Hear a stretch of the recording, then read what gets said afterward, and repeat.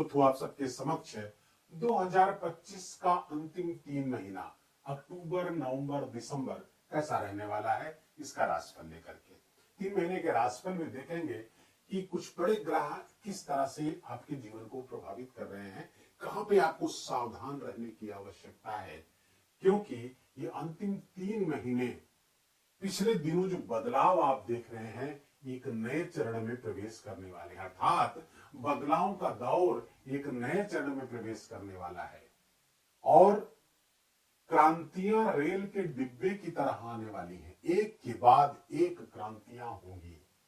उसे चाहे जंजी नाम दे दीजिए, विक्षोभ दे दीजिए, गृह युद्ध कह लीजिए, कुछ भी इस तरह की समस्याएं लगातार बने रहने वाली है। न केवल जनता और सत्ता बल्कि प्रकृति भी रूठी हुई रहेगी, प्राकृतिक आपदाओं का दौर रहेगा, भूकंप, सुनामी, अतिवृष्टि, अनावृष्टि आदि के माध्यम से बड़ी जनधन की हानि होती रहने वाली है।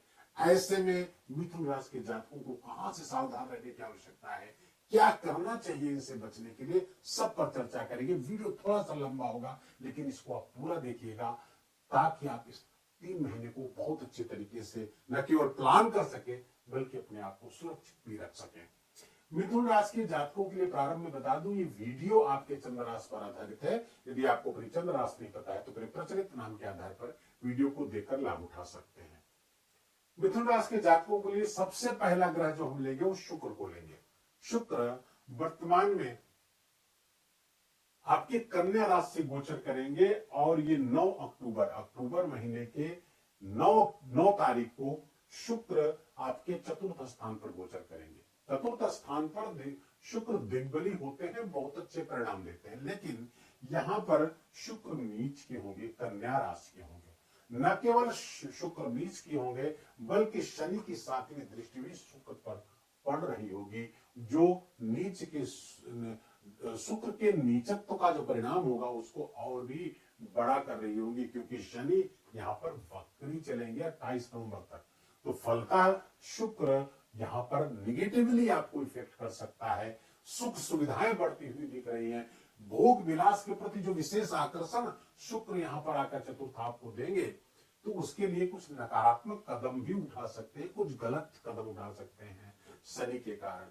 अब शनि को यदि समझना है तो ध्यान रहे, भोग विलास के प्रति जो रुचि जागृत होगी, शनि कह रहे हैं, शनि की दृष्टि कह रही है अनुशासित रहिए, अपने आप में अनुशासन लाइए, डिसिप्लिन रहेंगे तो ये शुक्र आपको अच्छे परिणाम देगा। लेकिन यदि आपने डिसिप्लिन तोड़ा, अपनी मर्यादाएं तोड़ी, तो ये शुक्र आपको विपत्ति में डाल देगा, परेशानियों में डाल देगा। इसलिए सावधान रहने की आवश्यकता बहुत ज्यादा रहने वाली है। आपको भोग विलास, सांसारिक चीजों के प्रति विशेष आकर्षण आपकी विपत्ति का कारण हो सकता है यदि आप उसमें अनुशासन न बना पाए, यदि आपने आप मर्यादाओं का पालन न कर पाए तो। अब 9 अक्टूबर से लेकर के शुक्र का गोचर 2 नवंबर तक यही रहेगा। 2 नवंबर के बाद शुक्र अपनी ही राशि पर पंचम पर आ जाएंगे। यहां पर तुला राशि है, तुला राशि के स्वयं स्वामी होते हैं, इनकी मूल त्रिकोण राशि है तुला राशि शुक्र की, और त्रिकोण के स्वामी का त्रिकोण पे ही गोचर करना है तो राजयोग हो जाएगा। बहुत अच्छे परिणाम यहां पर देने चाहिए, लेकिन देंगे भी, लेकिन वहां पे एक समस्या ये है कि राहु की दृष्टि भी शुक्र पर आ रही है। राहु की दृष्टि के कारण शुक्र का जो परिणाम यहां पर ज्यादा आना चाहिए था वो उतनी मात्रा में नहीं आ पाएगा, लेकिन फिर भी शुक्र यहां पर चूंकि त्रिकोण में गोचर करेंगे, अपनी मूल त्रिकोण राशि पर गोचर करेंगे, लाभ देंगे। कहां से? संतान से लाभ देते हुए दिख रहे हैं। अच्छा, इनकी दृष्टि भी लाभ स्थान, इनकम को बढ़ाते हुए दिख रहे हैं। माइक्रो मैनेजमेंट आपका किसी भी चीज का बहुत जबरदस्त हो जाएगा, बहुत सूक्ष्मता में जाकर के चीजों को व्यवस्थित कर लेंगे जो समस्याएं अगर पैदा होती हुई दिख रही है। लव रिलेशनशिप के लिए शुक्र का बहुत अच्छा है। आपसी प्रेम प्यार तो बढ़ेगा, लेकिन किसी तीसरे के आने के खतरे के कारण समस्या भी पैदा होती हुई दिख रही है। सूर्य यहां पर नीच के रहने वाले उसी कालखंड में, तो फाल सी वो हो सकता है, आपका अहंकार बढ़ सकता है, नकारात्मक रूप से अहंकार बढ़ सकता है, जिसके कारण रिलेशनशिप में समस्या पैदा हो सकती है, आपका संबंध टूट सकता है। जहां पर एक तरफ शुक्र प्रेम प्यार देने के लिए प्रतिबद्ध है तो वहीं पर राहु की दृष्टि और यहीं पर सूर्य का नीच का होना थोड़ी समस्याएं पैदा कर सकता है। उसके प्रति आपको अलर्ट रहने की आवश्यकता जरूर रहेगी। वृश्चिक राशि पर चले जाएंगे। 26 नवंबर से शुक्र, यहां पर शुक्र पहुंच करके आप चूंकि द्वादश स्थान हॉस्पिटल के स्वामी हैं और यहां पर गोचर करेंगे छठे स्थान पर, तो रोग को बढ़ाएंगे। यूटीआई इंफेक्शन होने की संभावना रहेगी मिथुन राशि के जातकों को।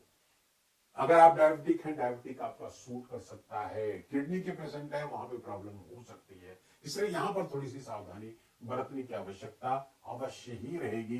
अलर्ट रहें। कोई पहले से प्रॉब्लम चल रही है तो चिकित्सकों की सलाह यहां पर लेते रहना चाहिए। अब आते हैं सूर्य पर। सूर्य देव आपकी राशि के लिए आपके पराक्रम स्थान के स्वामी होते हैं, तृतीय स्थान के स्वामी।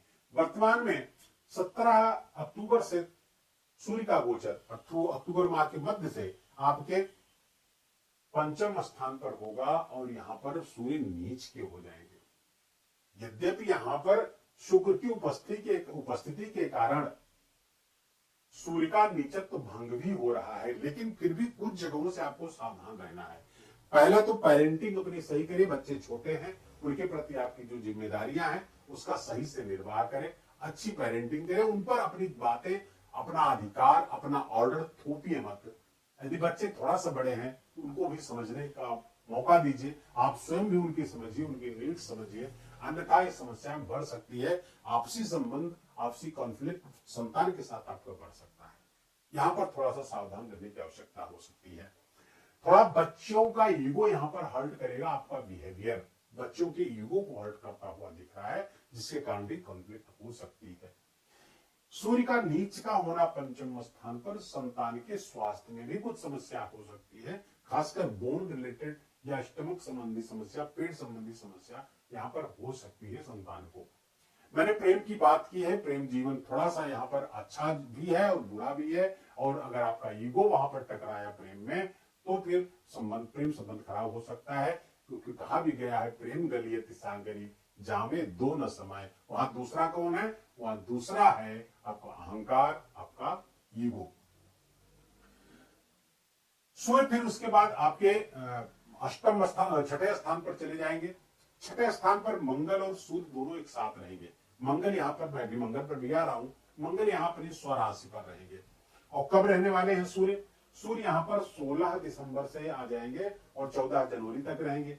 मंगल 7 दिसंबर से 16 जनवरी तक यहीं पर रहने वाले हैं। तो इन दो ग्रहों का, दो पापक ग्रहों का, जिसमें सूर्य क्रूर है, मंगल पापक ग्रहों का प्रभाव आपके छठे स्थान पर होगा, जहां पर मंगल स्वराशिस्थ होंगे और यहाँ के कारक भी हैं।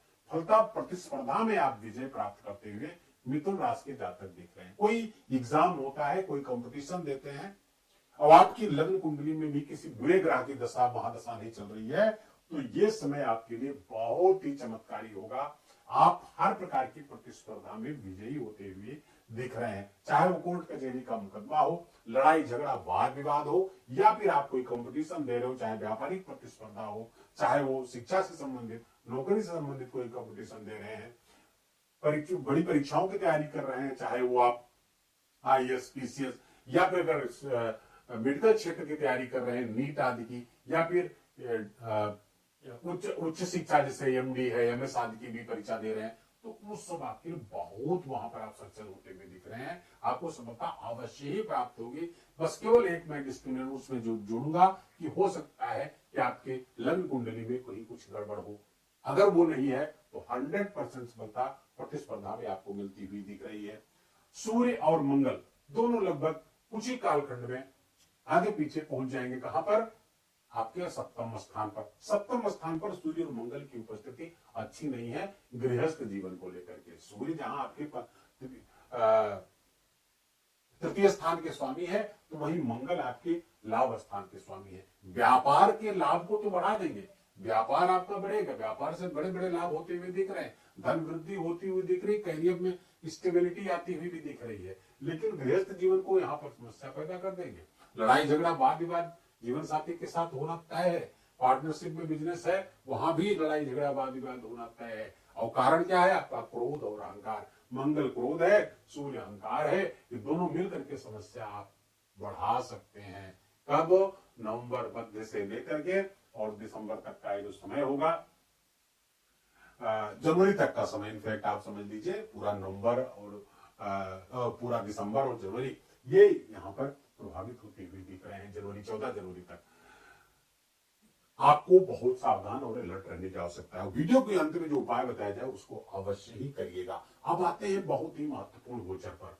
देवगुरु बृहस्पति का गोचर आपके राशि स्थान पर हो रहा है, केंद्र में हो रहा है, और कहा भी गया कि किम कुर्वन्त ग्रहे सर्वा, यदि केंद्रस्थ बृहस्पति, केंद्र का गुरु बहुत बली होता है। ये और भी बली होने जा रहा है। 18 अक्टूबर से देवगुरु बृहस्पति गोचर करते हुए आ जाएंगे आपके धन स्थान पर, यहाँ उच्च के हो जाएंगे।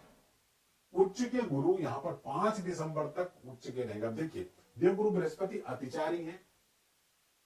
जो देवगुरु बृहस्पति लगभग 11 महीने लेते हैं, एक वर्ष से कुछ अधिक एक राशि पर रहते हैं, वो कितनी जल्दी जल्दी राशि परिवर्तित कर रहे हैं, कितनी हड़बड़ी में है, अतिचारी है। मिथुन राशि पर है, 18 अक्टूबर से 5 दिसंबर तक उच्च के रहेंगे, फिर से मिथुन राशि पर आ जाएंगे जो 2 जून 2026 तक रहेंगे।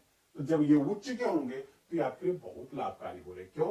क्योंकि आपके लिए दसम स्थान के स्वामी हैं और सप्तम स्थान के स्वामी होकर के धन स्थान पर आपके अपने कैरियर से, नौकरी से, व्यापार से धन वृद्धि होती हुई दिख रही है। गृहस्थ जीवन से भी, जीवन साथी भी आपके लिए फायदेमंद होता हुआ दिख रहा है। देवगुरु बृहस्पति का गोचर बहुत ही शानदार रहेगा। लेकिन ध्यान रहे, शनिदेव वक्री हैं। शनिदेव 28 नवंबर तक वक्री रहेंगे और 4 अक्टूबर से पूर्वा भाद्रपद नक्षत्र पर आ जाएंगे। ये नक्षत्र परिवर्तन बहुत महत्वपूर्ण का है, बहुत महत्वपूर्ण है। पूर्वा भाद्रपद नक्षत्र देवगुरु बृहस्पति का नक्षत्र है। देवगुरु बृहस्पति के नक्षत्र पर उनके ही घर में गोचर कर रहे हैं शनिदेव। अतिचारी भी है और देवगुरु बृहस्पति भी अतिचारी है।